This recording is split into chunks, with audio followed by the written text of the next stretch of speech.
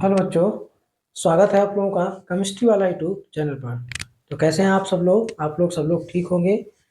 तो आज हम लोग जो क्लास होने वाली है वो क्लास होने वाली है हम लोगों का फिजिक्स। आपका 12th क्लास क्लास कक्षा 12 फिजिक्स की क्लास आप लोग की होने वाली है। और फिजिक्स की क्लास में हम लोग डेरिवेशन की सीरीज कर रहे थे। तो मैंने आप लोगों को 4 डेरिवेशन प्रूव करवा दिए हैं। चारों डेरिवेशन मैंने आप लोगों के कॉस के प्रमेय से प्रूव करवाए हैं। गॉस की प्रमेय प्रूव करवाया है। गॉस के प्रमेय से फिर दो डेरिवेशन उसके अनुप्रयोग के थ्रू मैंने प्रूव करवाए हैं। ठीक है।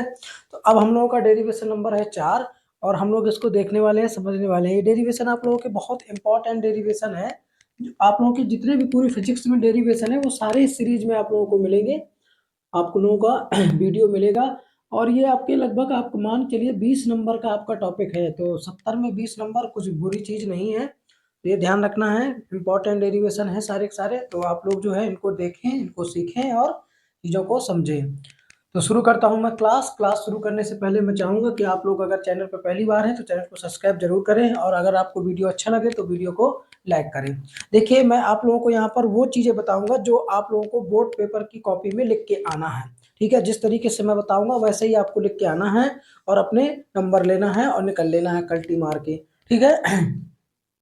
तो आज का जो डेरिवेशन नंबर 4 है वो है अनंत विस्तार की समतल आवेशित अचालक प्लेट के समीप वैद्युत क्षेत्र की तीव्रता। एक मैंने ये अनंत विस्तार की आवेशित चादर ली है, इसके समीप हमको बिंदु P पर वैद्युत क्षेत्र की तीव्रता निकालनी है।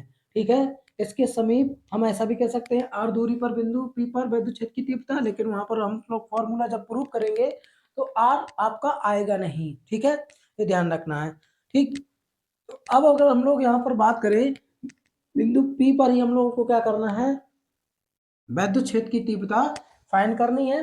तो बिंदु P पर वैद्युत क्षेत्र की तीव्रता फाइंड करने के लिए हम लोग क्या करेंगे कि एक बेलनाकार गॉसियन पृष्ठ की कल्पना करेंगे। यहाँ पर बेलनाकार गॉसियन पृष्ठ की कल्पना करेंगे और ध्यान रखेंगे बेलनाकार गॉसियन पृष्ठ की कल्पना करने से पहले हम लोग पृष्ठ जो चादर है उसकी दूसरी ओर बिंदु P के ही ठीक सममित एक बिंदु P डैश लेंगे। ठीक है। तो अब हम लोग क्या करेंगे, हम लोग एक बेलनाकार गॉसियन पृष्ठ की कल्पना करेंगे और जिनके समतल पृष्ठ कहाँ से होके जाएंगे, बिंदु P व P डैश से होके जाएंगे। ये पृष्ठ आपके समतल पृष्ठ बिंदु P और P डैश से होके जाएंगे। समझ गए। तो अब हम लोग क्या करेंगे, बिंदु P के पृष्ठ समतल पृष्ठ निर्गत वैद्युत फ्लक्स निकाल लेंगे, बिंदु P डैश से निकाल लेंगे और बेलनाकार के वक्र पृष्ठ से निकाल लेंगे। ठीक है।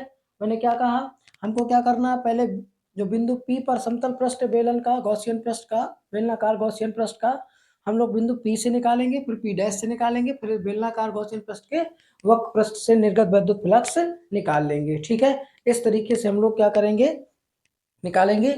और ये जो आवेशित चादर है इस पर फिर गॉस की प्रमेय अप्लाई करेंगे और टोटल हमको वैद्युत क्षेत्र की तीव्रता बिंदु P पर आ जाएगी। ठीक है। तो चलिए हम लोग करना शुरू करते हैं। जैसा कि देखिए मैंने यहाँ पर बनाया है कि चादर के समीप कोई बिंदु P है। ठीक है, बिंदु P है और बिंदु P पर ही हमको चुंबकीय क्षेत्र की तीव्रता, वो चुंबकीय क्षेत्र में कह रहा हूँ, बिंदु P पर ही हमको वैद्युत क्षेत्र की तीव्रता ज्ञात करनी है। और बिंदु P पर वैद्युत क्षेत्र की तीव्रता ज्ञात करने के लिए चादर की दूसरी ओर, मतलब कि जैसे ये चादर है इसकी दूसरी ओर हम लोग क्या करेंगे, बिंदु P डैश की कल्पना करेंगे जो ठीक बिंदु P के सम्मित है, मतलब सीधे पर है। ठीक है, इधर उधर नहीं है, ठीक बिंदु P के सीधे सम्मित है। और हम लोग एक गोलीय बेलनाकार एक बेलनाकार गॉसियन पृष्ठ की कल्पना करेंगे जिसके समतल पृष्ठ क्या है, P व P डैश से जाते हैं। ठीक है, जो मैंने आपको वहां पर चित्र में समझाया है वही चीज ये लिखी है। एक चीज बस एक्स्ट्रा लिखी है कि माना समतल आवेशित चादर का आवेश पृष्ठ घनत्व बराबर सिग्मा है। तो आवेश पृष्ठ घनत्व क्या होता है, सिग्मा बराबर होता है आपका Q अपॉन A। तो 1 सेंटीमीटर लंबा, ठीक है, मतलब कि 1 मीटर स्क्वायर चादर, मतलब कि अगर हम लोग यहाँ पर देखें कि जिस चादर का क्षेत्रफल 1 सेंटीमीटर है, 1 सेंटीमीटर लंबा 1 सेंटीमीटर चौड़ा, चादर पे जितना आपका क्या होगा, आवेश उपस्थित होगा वही आपका क्या हो जाएगा, आवेश पृष्ठ घनत्व हो जाएगा। एकांक क्षेत्रफल में किसी भी चादर के एकांक क्षेत्रफल में उपस्थित आवेश की मात्रा या आवेश जितना प्रेजेंस होगा 1 सेंटीमीटर स्क्वायर वाले क्षेत्रफल पर, तो वही आपका क्या हो जाएगा, आवेश पृष्ठ घनत्व हो जाएगा सिग्मा बराबर ए अपॉन क्यू अपॉन ए। ये ध्यान रखना है। तो अब हम लोग यहाँ से देखते हैं कि माना समतल आवेशित चादर का पृष्ठ घनत्व बराबर सिग्मा, चादर के समीप कोई बिंदु P है जिस पर विद्युत क्षेत्र की तीव्रता ज्ञात करना है। चादर के दूसरी ओर बिंदु P डैश की कल्पना करते हैं जो बिंदु P के ठीक सममित है, जैसा कि मैंने आपको यहाँ पर बताया। और एक बेलनाकार गॉसियन पृष्ठ की कल्पना करते हैं जिसके समतल पृष्ठ क्या होते हैं, P व P डैश से होकर जाते हैं। तो पहले हम लोग अब निकालेंगे यहाँ पर कि समतल नीचे से, इसी के नीचे से जस्ट लिखना शुरू कर देंगे। आंसर हम लोग इसी तरीके से देंगे, पहले चित्र बनाएंगे यहाँ पर और जो जो चित्र में मेंशन है उसको यहाँ पर लिखेंगे। ठीक है, चादर के समीप बिंदु P है, बिंदु P पर विद्युत क्षेत्र की चुंबकीय सॉरी मैं बार बार चुंबकीय क्षेत्र कह दे रहा हूँ, वो आपका विद्युत क्षेत्र है। तो बिंदु P पर ही क्या करना है, विद्युत क्षेत्र की तीव्रता ज्ञात करनी है। और बिंदु P पर विद्युत क्षेत्र की तीव्रता ज्ञात करने के लिए चादर के दूसरी ओर एक दूसरे बिंदु P डैश की कल्पना करते हैं जो बिंदु P के ठीक सममित है। ठीक है, फिर इसके बाद एक गोलीय बेलनाकार गॉसियन पृष्ठ की कल्पना करते हैं जिसके समतल पृष्ठ P व P डैश से होकर जाते हैं। अब हम लोग समतल पृष्ठ P से, समतल पृष्ठ, यहाँ पर पृष्ठ भी लिख दीजिएगा, समतल पृष्ठ P से, समतल पृष्ठ P से निर्गत वैद्युत फ्लक्स, निर्गत वैद्युत फ्लक्स, निर्गत वैद्युत फ्लक्स। अब यहाँ पर क्या हो जाएगा, φ1 बराबर E इंटू ए। अब E इंटू ए क्यों होगा, क्योंकि देखिए यहाँ पर पृष्ठ का क्षेत्रफल ई ए और आपका वैद्युत क्षेत्र E एक ही डायरेक्शन में है, मतलब यहाँ पर थीटा बराबर आपका क्या है, 0 है। ठीक है, इसलिए E इंटू ए हो जाएगा।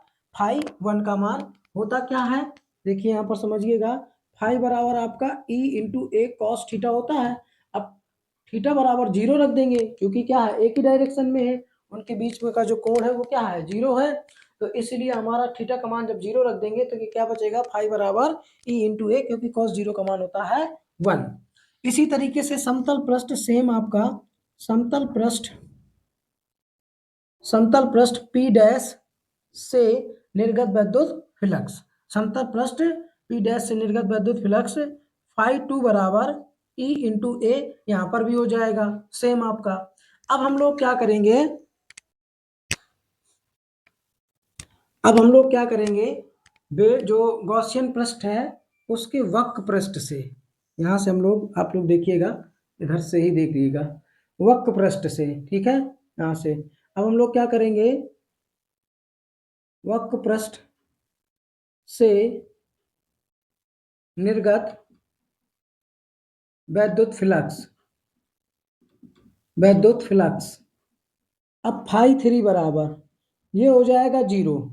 क्यों, क्योंकि देखिए पृष्ठ आपका ये हुआ ए और क्षेत्र आपका क्या है, इसके मतलब क्षेत्र क्या है इसके अंडे से, और पृष्ठ क्या हो जाएगा, क्षेत्रफल के लंबवत हो जाएगा। तो यहाँ पर जो एंगल बनेगा वो 90 डिग्री का होगा, मतलब थीटा बराबर क्या हो जाएगा, 90 अंश का हो जाएगा। कोण कितना हो जाएगा, 90, और cos 90 का मान कितना होता है, 0। तो φ3 बराबर क्या हो जाएगा, 0 हो जाएगा। तो संपूर्ण, अब निकालेंगे हम लोग संपूर्ण गॉसियन पृष्ठ से निर्गत वैद्युत फ्लक्स, ठीक है, वैद्युत फ्लक्स, ठीक, संपूर्ण गॉसियन पृष्ठ से निर्गत वैद्युत फ्लक्स। तो अब यहाँ पर क्या होगा, फाई बराबर, ठीक है, फाई बराबर ध्यान दीजिएगा, φ1 प्लस φ2 प्लस φ3 का मान 0 है, तो इसलिए क्या हो जाएगा, यहाँ पर देखिए φ1 का मान रखेंगे E इंटू ए, φ2 का मान भी रखेंगे E इंटू ए, तो फाई बराबर आपका क्या हो जाएगा, 2E इंटू ए हो जाएगा, जो मान लेंगे समीकरण 1। अब यहाँ पर हम लोग क्या करेंगे, गॉस की प्रमेय से क्या होता है, फाई बराबर 1 अपॉन एप्सिलॉन, फाई बराबर Q अपॉन एप्सिलॉन 0, समीकरण दूसरा। ठीक है, अब हमारा क्या हो जाएगा, समीकरण 1 और 2 से। ठीक है, समीकरण 1 और 2 से। अगर आपको नीचे दिख रहा है तो मैं लिख दूंगा।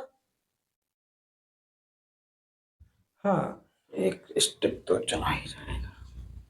तो अब यहां से आप देखिएगा, समीकरण 1 व 2 से तो क्या हो जाएगा, दोनों का फाई से फाई आपका हट जाएगा, क्या मान रख दीजिएगा, E इंटू ए बराबर क्या होगा, Q अपॉन एप्सलॉन 0।